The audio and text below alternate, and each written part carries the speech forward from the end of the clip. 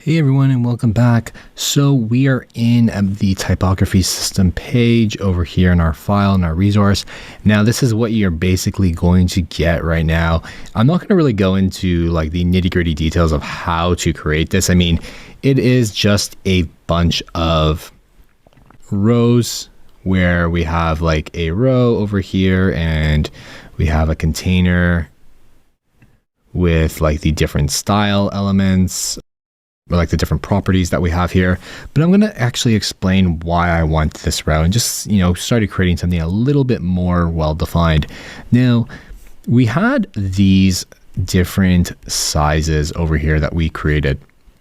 I took them and copied them into here. I also actually just displayed the font families because, it's nice to just kind of see what exactly we have here in terms of like the our headings and like our UI font. I think just it's a really nice way to just display them and just to see what you have available to you.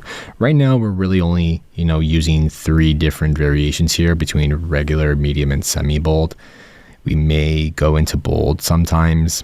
Same with like the font families here. With all the font weights here, we're probably just going to be using semi-bold the majority of the time. So, we have these others available to us, but we can keep it really simple and not have to, move around too much. So let's jump in.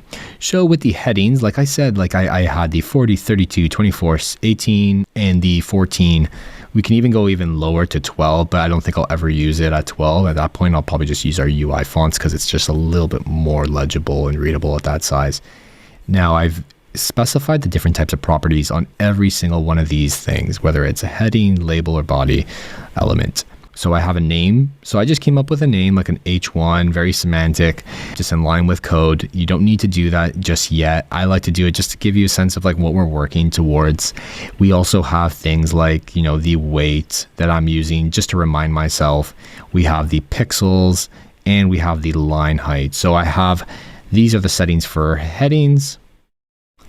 And then when we go to body copy, once again, I am using, like I said, regulars and mediums all the way from 16, 14, and 12, all at 150%. This is going to be used for anything that are paragraph based, anything in regards to, using it for like maybe a card. If you have like a registration, you need to explain certain things like a registration question. So definitely for forms and stuff like that, this is going to, come in really helpful. And it's going to be really helpful for us and to just use that really quickly. Once again, same type of convention. If anyone's ever used anything like base CSS or tachyons or Tailwind, they have pretty similar naming conventions for styles and variables and whatnot, and even styles or CSS classes. Then we have our labels. And so this is very much similar to our body copy area, but now we're using regular and semi-bold for it, and we are just shrinking the line height. Now you may be thinking, oh my God, like there's so much variation here. Yeah, there is and there isn't. We are obviously, I think we won't go beyond this as we use it. But, you should come up with something that's, you have a little bit of variation to use. You don't want to get stuck and feel like, you don't have enough variation in your styles, in your typographic styles. And you just want to have the right style used for a certain scenario. So if I'm using this for like a button label or, form stuff, that's what I'm going to use. I'm going to use these labels. Anything in regards to, copies of text, descriptions, reviews, all that kind of stuff, that's going to go with a body. And anything that is generally a heading, I'm going to come to this area.